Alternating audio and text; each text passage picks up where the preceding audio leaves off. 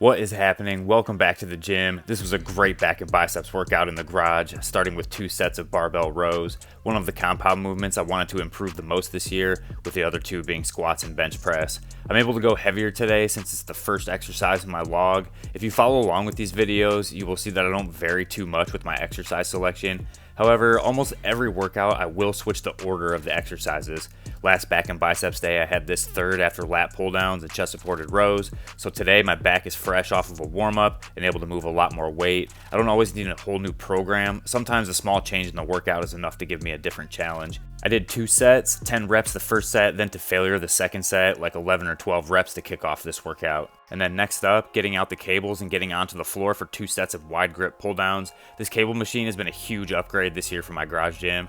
I got it on Amazon. It was simple to build, it's sturdy, it's affordable. I'm not affiliated with this product in any way, but I will put a link to this machine down in the description. I just want everyone to have good, affordable equipment in their home gym.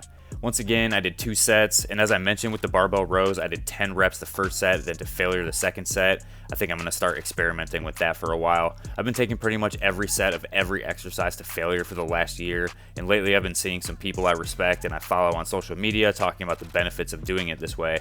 I won't explain it because I haven't done it yet, nor am I qualified to do so, but I think there's definitely some benefits to saving yourself for one super hard set to failure rather than failing on the first set and causing fatigue. And it was the same for these 2 sets of wide grip rows. Now my back is more fatigued, so these 2 sets became more about getting quality contractions rather than chasing huge weight. The goal is to pull and squeeze. It isn't moving the heaviest weight, and it's certainly not to finish the set as quickly as possible. I'm trying to make each rep count before moving on to the next. I'm finishing the back portion of today's workout with straight arm pull downs. After all of the heavier rows and pull downs, it's nice to finish with something a little more controlled.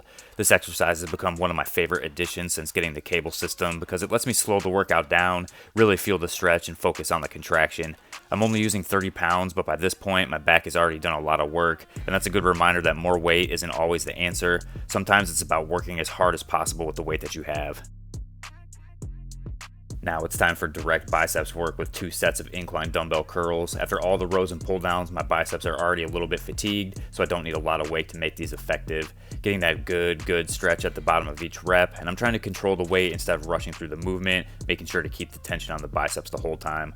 Both of these sets are going to failure, completely disregarding what I said earlier, but I kind of lost focus and was determined to crank out as many reps as possible.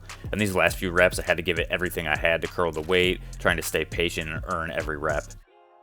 I'm finishing today's workout with cable curls. I got 10 reps on the first set, then took the second set all the way to failure, like 13 or 14 reps or so. I like ending with the cables because the tension stays on the biceps from start to finish, and after everything that came before it, I'm going a little lighter here, focusing on the squeeze and the stretch. Honestly, that was a great back and biceps workout, but progress isn't built on one great workout alone, it's built on hundreds of ordinary ones. Just keep showing up, putting in the work, and those ordinary workouts have a way of adding up to something extraordinary. I'll see you back in the gym real soon.